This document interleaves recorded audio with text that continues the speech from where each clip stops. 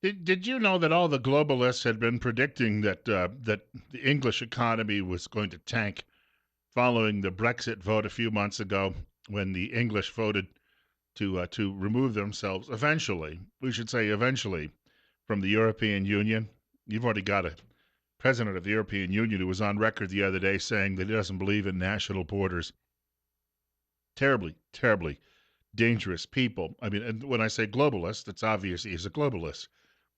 But as it turns out, the English stock market, commonly known as the FTSE, is actually up over the last few months. In fact, it's doing just fine.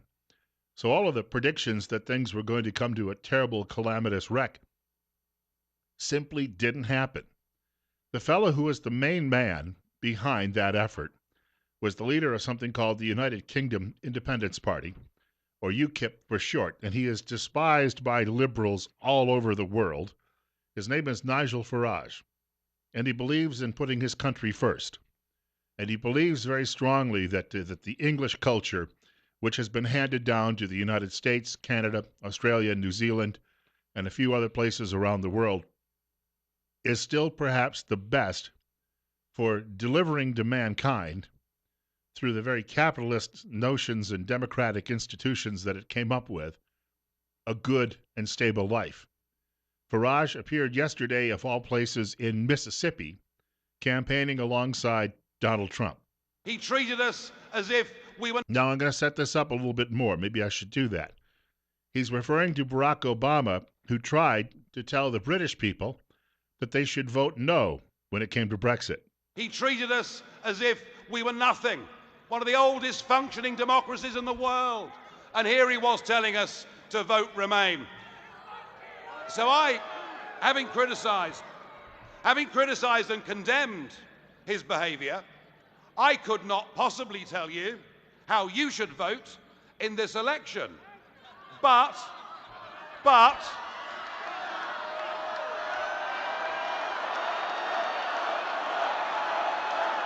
you know, I get it, I'm hearing you. But I will say this, if I was an American citizen, I wouldn't vote for Hillary Clinton if you paid me. And then he went on to say, and I wouldn't vote for Hillary Clinton if she paid me. He and Trump seem to be made for each other. They had a wonderful time on stage. Some of you may have seen that live yesterday. Today, the British press is infuriated because, how dare this man have an opinion that isn't ours? And our opinion is, let's call it Londonistan and turn it over to the new caliphate. 10 minutes after 9 o'clock, Bill Colley with you on Top Story on News Radio 1310, KLIX and NewsRadio1310.com. Whether or not you like Donald Trump, Hillary Clinton is just a bull in a china shop. No ethics, no moral center, perhaps very criminal. She obviously had her State Department office for sale, which would raise questions. Would she also have the White House for sale in order to further enrich her family? This is a very sad time for America. It's like being at the end of the Roman Empire. We're dealing with people who are so obviously corrupt, and yet so many people are willing to get behind them. Because I saw all of the latest polls today, and even though the numbers seem to have thinned somewhat, Clinton remains in the lead after everything that's happened in the last couple of weeks. And even the threats from people like Julian Assange, you may have heard him a few minutes ago during the newscast, you'll hear him again, saying that he's got an October surprise. He's got much more dirt on Clinton that he is going to be divvying up in the next few weeks. In fact, here he is speaking last night with Megyn Kelly on the Kelly File on Fox News Channel. We have a lot of pages of material, thousands of pages of material. So I have not read every single page. We're hard at work in doing that, trying to understand, etc. I think it's significant. It depends on how it catches fire in the public and in the media. How did we get here? That was the question I was asking in the last hour. This is from the Christian Post. I read this on a daily basis. Get it in my email inbox. You can do the same. You can sign up for its daily alerts. Democrats in this country have been telling us for years that we have to be much more European. This is from Norway, which, for those of you who didn't know, it is a Scandinavian country and part of Europe, and very liberal. In a bid to organize the church's records, the Lutheran Church, which is the official religion of state in Norway, put up a web page last Monday allowing people to verify their status, allowing them to sign up or deregister as members of the Lutheran Church.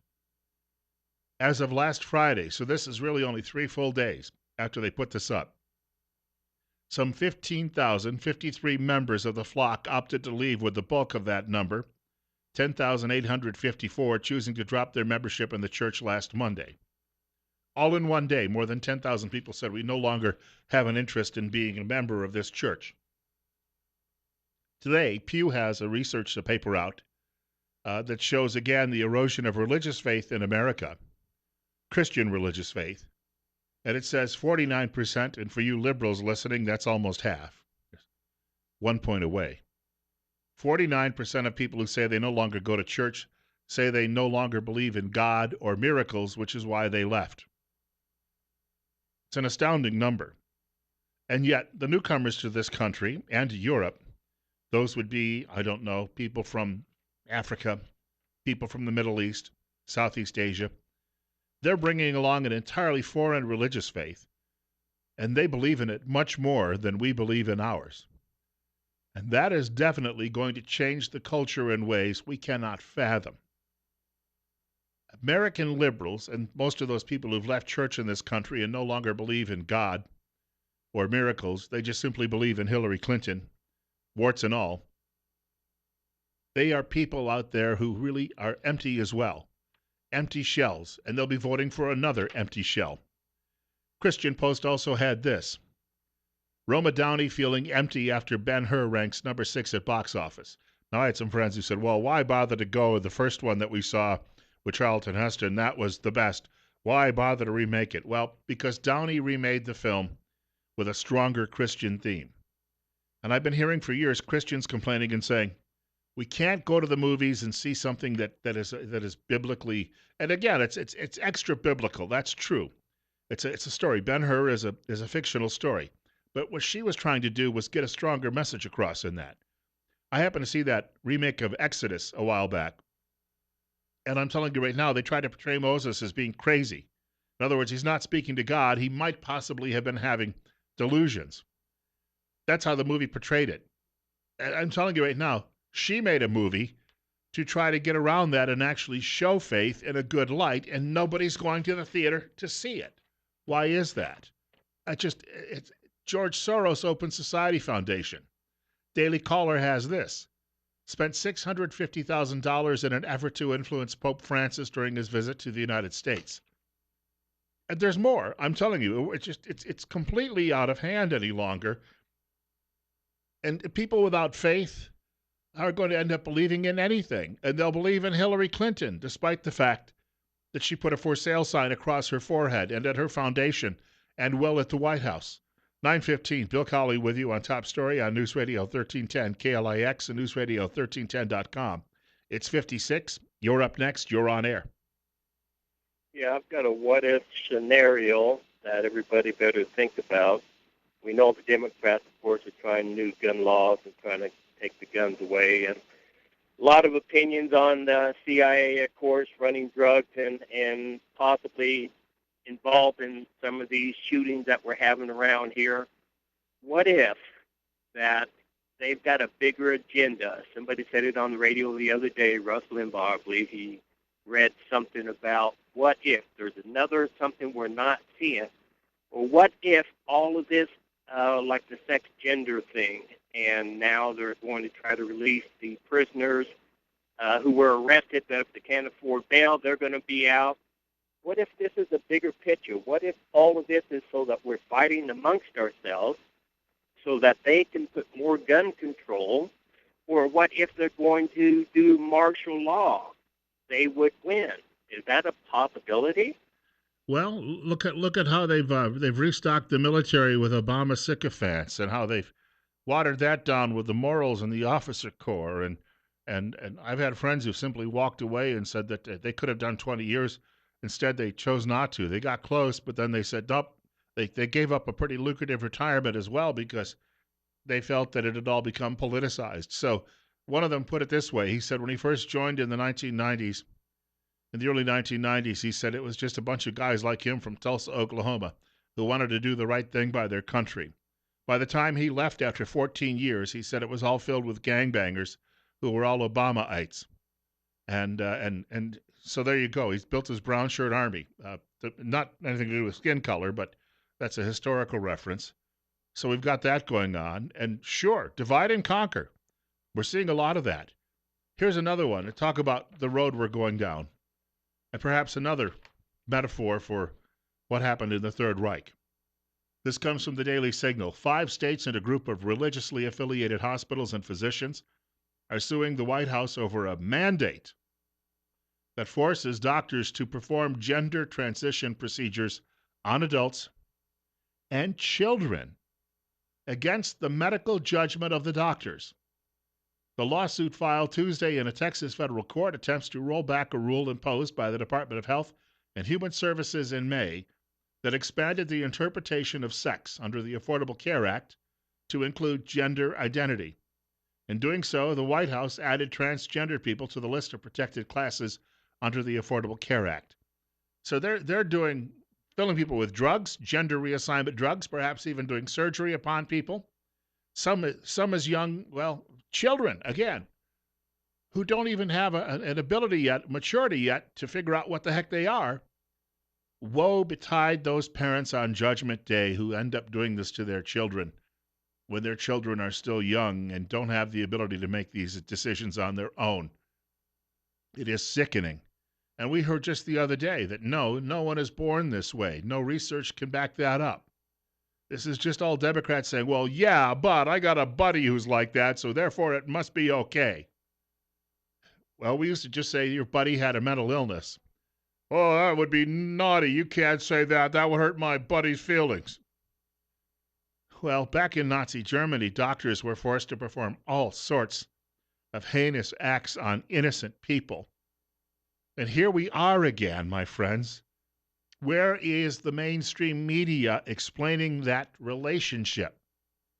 Nope, they're too busy beating up on Donald Trump, saying, "Oh, you wouldn't want him to have that nuclear button." No, he and his friend Vladimir Putin there will go to war on everybody. Yeah, and he'll tell people who don't belong here to go home. We can't have that. Bill Colley with you on Top Story on News Radio 1310 KLIX, newsradio1310.com. Liberalism, which used to be just a lot of do-gooders trying to do things because it made their tummies feel better, get a little butterfly down there, has now turned into this sinister, anti-human, and anti-American force, and it's got to be stopped. The latest news on the Clinton crime syndicate is that indeed people working at the State Department were also working on the Clinton Foundation simultaneously in large numbers. Not just Huma Abedin and that woman is at Mills. They were doing that too, but it appears that now there was no real buffer between the two, and you couldn't tell where one started and the other ended. But, if you're a Democrat, it's about, when do I get my free stuff? Hillary's got to play Santa Claus.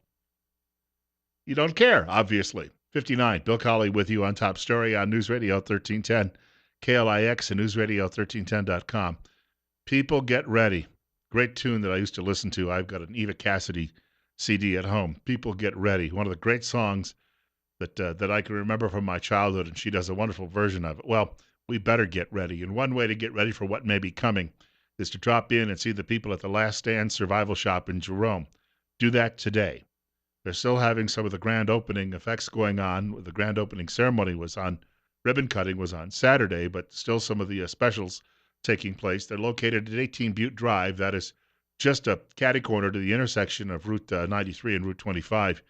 They are also employing some gunsmiths there who can help you customize firearms for your own use.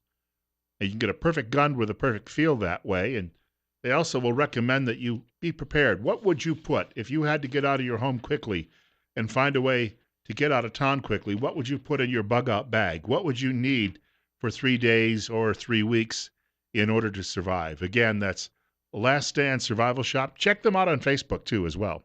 We have another caller with us. You're on the air with Bill Colley on Top Story on KLIX. Good morning, Bill. We was talking the amount of talk that's going on out here in the real world about what's going on with Trump and everybody. There's people. This movement's not going to stop. Trump is just the front of the train, and if they get the front of the train, the rest is coming. So they better pack their lunch. Because if they do something, we're still coming, and they better figure that out because this ain't going to quit. Thank you, sir. Hey, thank you.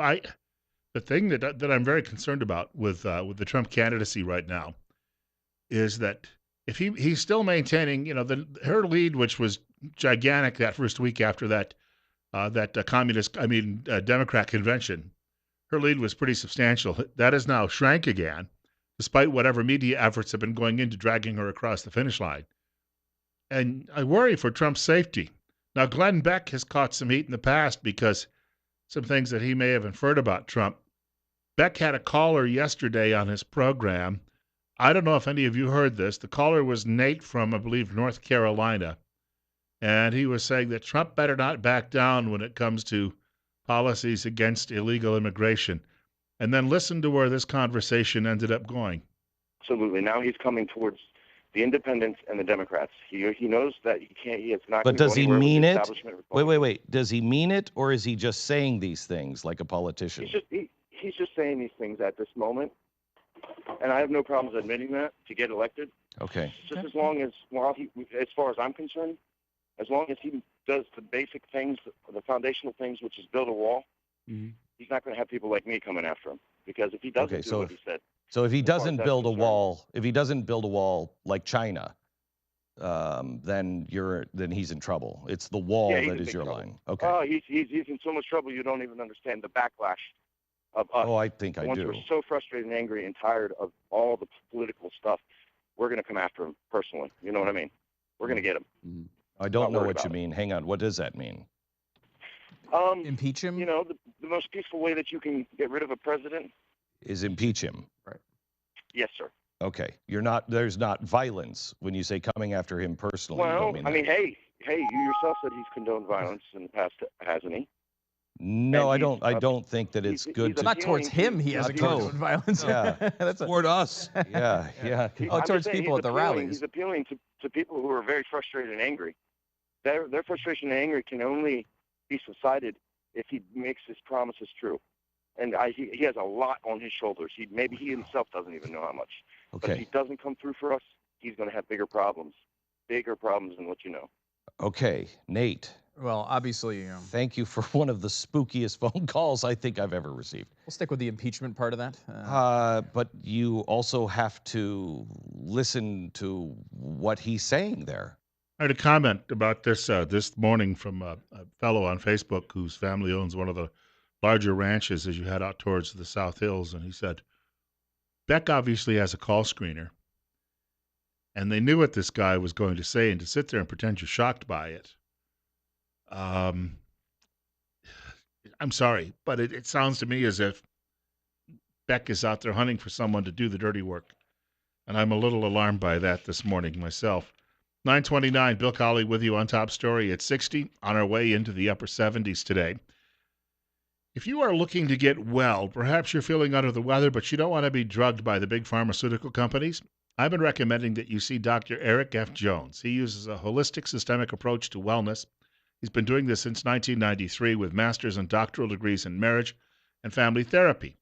And he has methods of alternative healing, medicinal herbs, nutrition, naturopathy, sound waves, intellectual, cognitive self-regulation, and napathy to help remedy mental, emotional, physical, and spiritual challenges. It is accepting right now new patients with evening and Saturday appointments available. The telephone number, 731-7178. And he's on Facebook, Eric F. Jones, Ph.D., mental health and wellness therapist. And that's Eric with a C. One more half hour of the show coming up.